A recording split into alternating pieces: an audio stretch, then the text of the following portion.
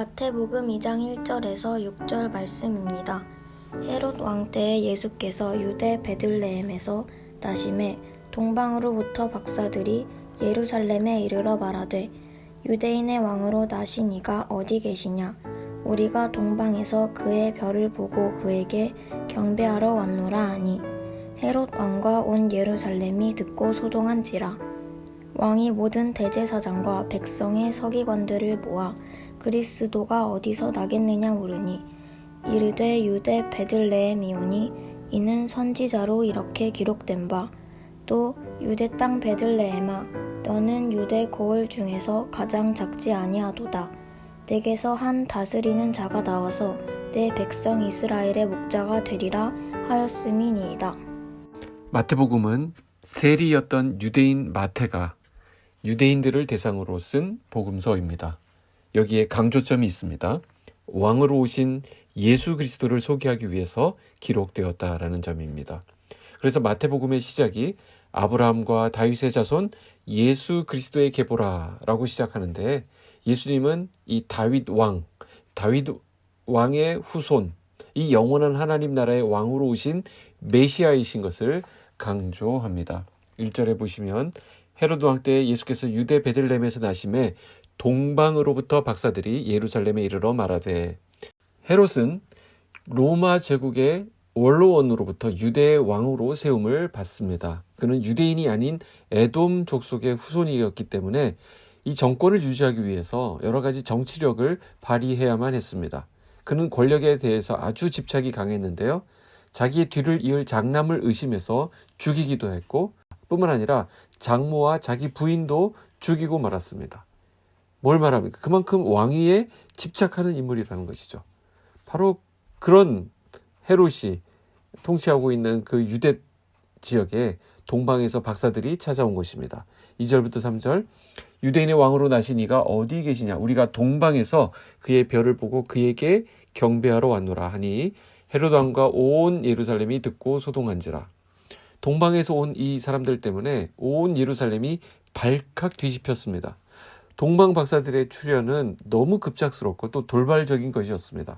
우리는 이 사람들이 어디서 왔는지도 모르고 또 어떻게 해서 그리스도의 탄생을 알고 예루살렘까지 오게 되었는지 그 과정을 잘 알 수가 없습니다. 그 당시 예루살렘 당국도 마찬가지였습니다. 그들은 이 박사들에 대하여 아는 것이 아무것도 없었습니다. 여기 이제 박사들이라고 하는데 오늘날로 치면 천문학을 하는 학자들을 말합니다. 분명한 사실은 그들은 어떤 별로 인해서 새로운 왕의 탄생을 알게 되었고 그들은 먼 동방에서부터 그 왕에게 경배하기 위해서 왔다라는 것입니다. 이걸 어떻게 해석할 수 있을까요? 분명히 하나님께서 이들을 초청하신 것으로 볼 수 있습니다. 기독교가 갖는 가장 큰 특징 중에 하나는 신이 인간을 찾아오신다는 것입니다. 다른 종교는 인간이 신을 찾아가는데 우리는 하나님께서 인간을 찾아오셨습니다.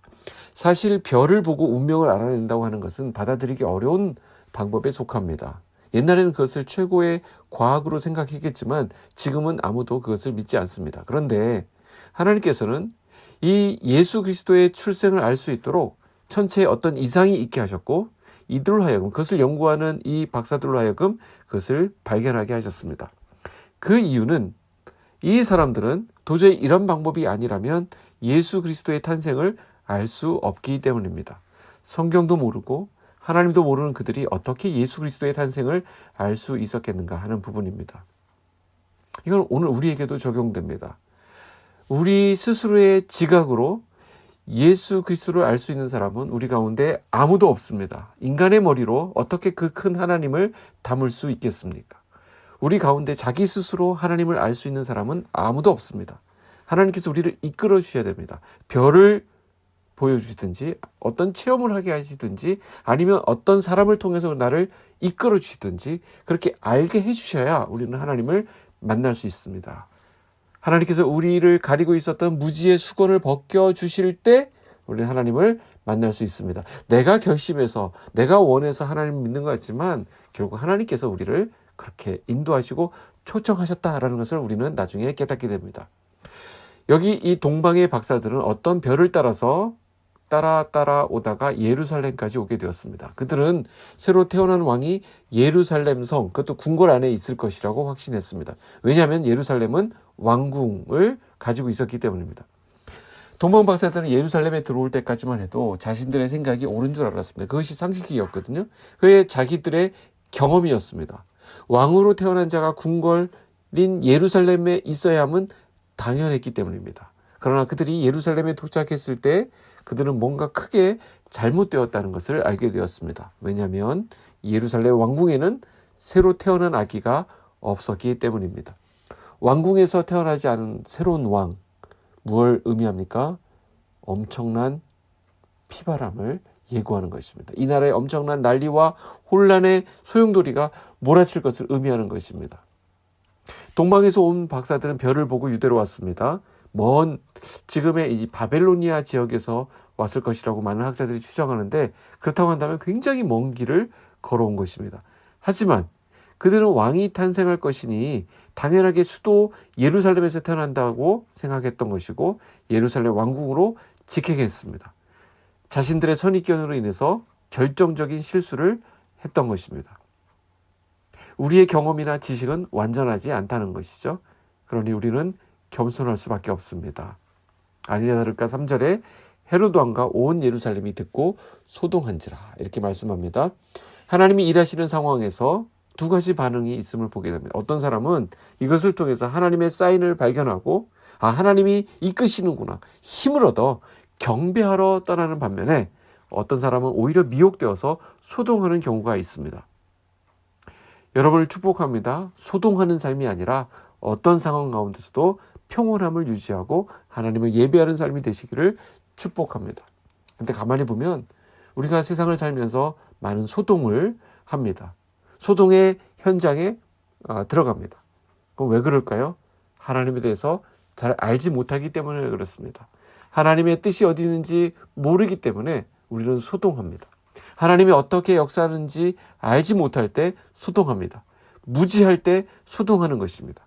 세상에 소동할 일이 많아도 그 가운데 평온할 수 있는 것은 언제일까요? 우리에게 왕이 계실 때입니다.